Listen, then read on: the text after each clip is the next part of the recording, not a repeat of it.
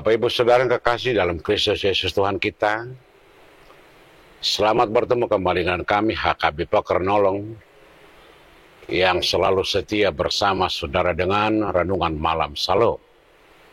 Dan untuk memulai Renungan Malam ini, kita berdoa.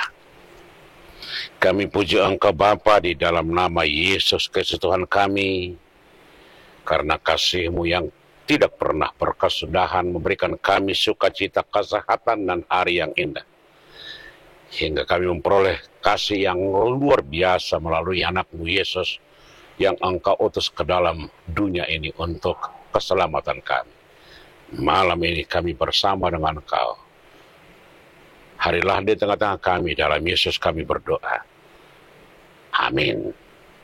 Saudara-saudara yang kekasih, firman Tuhan yang menjadi renungan untuk kita sebagaimana ditetapkan HKBP dalam Almanak HKBP, kita ambil dari Yesaya 11 ayat 4 hingga ayat yang kelima. Dan saya akan baca secara menyeluruh buat kita. Tetapi ia akan menghakimi orang-orang lemah dengan keadilan dan akan menjatuhkan keputusan terhadap orang-orang tertindas di negeri dengan kejujuran. Ia akan menghajar bumi dengan perkataannya seperti dengan tongkat, dan dengan nafasnya mulutnya ia akan membunuh orang fasik. Ia tidak akan menyimpang dari kebenaran dan kesetiaan, seperti ikat pinggang tetap terikat pada pinggang. Demikian firman Tuhan. Saudara-saudara, selamat Advent. Minggu-minggu ini kita sedang berada dalam minggu-minggu Advent yang artinya penantian, persiapan menyongsong Sang Raja yang akan datang. Karena itu bagaimana sikap, bagaimana cara, bagaimana persiapan kita. Sebenarnya siapa yang akan kita sambut? Apa maknanya, apa maksudnya? Itulah yang disuarakan oleh firman kita hari ini. Ketika bangsa Israel sedang mengalami masa-masa penderitaan yang sangat sulit sekali akibat dari perbuatan para raja-raja dan juga perbuatan dari para tokoh-tokoh, dan masyarakat mengalami pergumulan, tantangan, dan penderitaan yang membuat mereka seakan-akan tidak mempunyai pengharapan dan tidak mempunyai sukacita. Karena itu Allah telah melihat penderitaan mereka. Allah ingin membuat sesuatu yang luar biasa bagi mereka dengan menjanjikan datangnya Raja Damai, yaitu Mesias. Siapakah Mesias? Menurut konsep perjanjian lama, Mesias adalah orang yang diurapi atau orang yang diminyaki, yang diharapkan akan datang memperbaiki keadaan, memimpin bangsa itu, memimpin mereka kepada sukacita dan kedamaian dan persekutuan yang akrab dengan Tuhan. Dan ini digenapi oleh Tuhan di dalam perjanjian baru melalui kehadiran Yesus. Itulah yang kita rayakan di masa Advent ini. Di pasal 11, Nabi Yesaya mengatakan Raja Damai atau suatu tunas akan muncul dari tunas Daud. Artinya, berencana Tuhan mulai dari sejak awal adalah terus-menerus mempunyai rencana yang baik.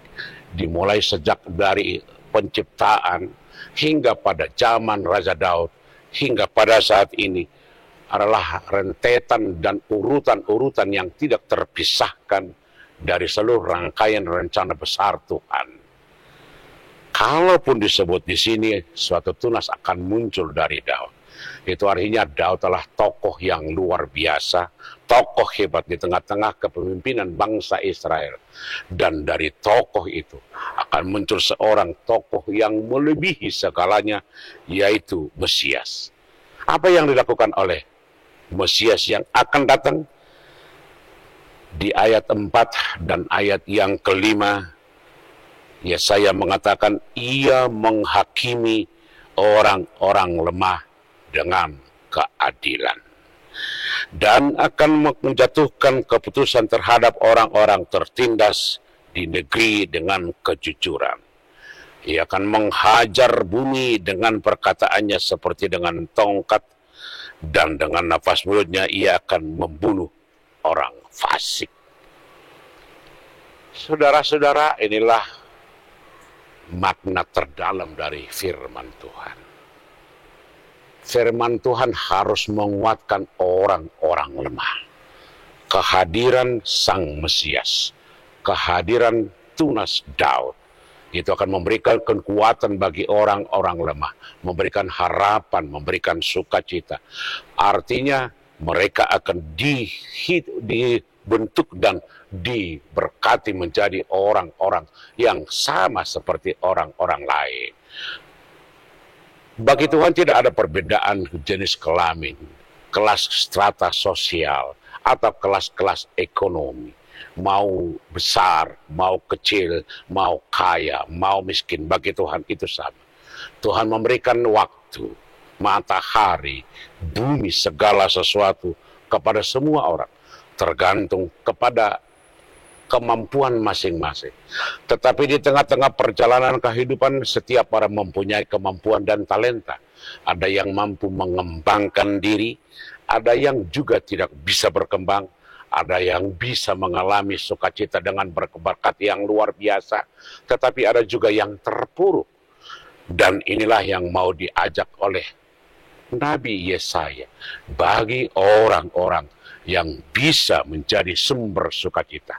Apakah melalui kekuatan, apakah melalui berkat, apakah melalui apa yang dia terima, harus menjadi berkat bagi orang lain, harus menjadi sukacita bagi setiap orang. Karena Tuhan akan menghakimi orang-orang lemah dengan keadilan. Dia akan membela, dia akan menguatkan, dia akan mendukung orang-orang lemah supaya mampu berdiri bersama-sama dengan orang lain. Tetapi bantuan itu sebenarnya tidak secara langsung. Tuhan akan menolong orang-orang lain melalui kita. Di masa-masa Advent ini, kita kembali merenung kembali, mereview kembali, bagaimana perilaku kita, bagaimana sikap kita, bagaimana peran-peran kita di tengah-tengah masyarakat. Supaya keadilan atau orang-orang yang lemah, orang-orang miskin juga mendapat sukacita. Betapa kita sekarang sering terjebak dengan segala macam persiapan, perayaan, dan segala sesuatu kegiatan untuk menyambut Natal dengan biaya yang begitu besar, dengan acara yang begitu megah, meriah. Sementara orang-orang di sekitar kita masih ditekan, masih mengalami penderitaan yang luar biasa akibat ketidakberdayaan, akibat dari ketidakadilan, dan bahkan akibat dari kemiskinan. Seharusnya seluruh perayaan-perayaan, seluruh persiapan-persiapan, apakah itu kemewahan, apakah segala macam barang-barang yang kita persiapkan, harus mempunyai dampak bagi setiap orang, agar semua orang memperoleh sukacita ketika Raja Damai itu datang. Itu artinya damai bukan hanya untuk kita, tetapi bagi dunia ini, bagi setiap orang. Apakah dia orang miskin, apakah dia orang lemah, apakah orang dia tidak mampu. Dan ingat, Tuhan akan menghajar orang-orang yang tidak peduli, orang-orang yang hanya berpikir untuk diri sendiri, atau orang-orang yang egois, yang tidak peduli dengan orang lain. Karena sebenarnya kita mempunyai arti, kita mempunyai makna, ketika kita mempunyai dampak bagi orang lain, ketika mempunyai pengaruh bagi orang lain. Itulah sebabnya firman Tuhan hari ini, ia tidak akan menyimpang dari kebenaran dan sukacita dan kesetiaan, seperti ikat pinggang tetap terikat pada pinggang. Firman Tuhan tidak akan berubah. Kasih Tuhan akan tetap setia. Dunia ini akan selalu diberkati. Tetapi berkat itu diperoleh dunia ini melalui orang-orang yang dia berkati. Jadilah berkat bagi orang lain, jadilah sukacita bagi setiap orang, jadilah orang-orang yang mempunyai makna bagi setiap orang. Selamat Advent. Amin. Kita berdoa. Terima kasih Tuhan untuk firman-Mu, untuk persekutuan, untuk segala sesuatu yang kami terima, yang tidak pernah berhenti. Ajar kami untuk mengerti dan memahami, agar kami dimampukan untuk selalu setia dengan Engkau, bahwa Engkau selalu memperhatikan orang-orang yang lemah, orang miskin. Dan dengan demikian kami juga Engkau kuatkan untuk menguatkan orang lain. Terima kasih, hanya di dalam Yesus kami berdoa. Amin. Anugerah Tuhan kita Yesus Kristus, kasih setia Allah Bapa dan persekutuan dengan Roh Kudus kiranya menyertai saudara-saudara sekalian.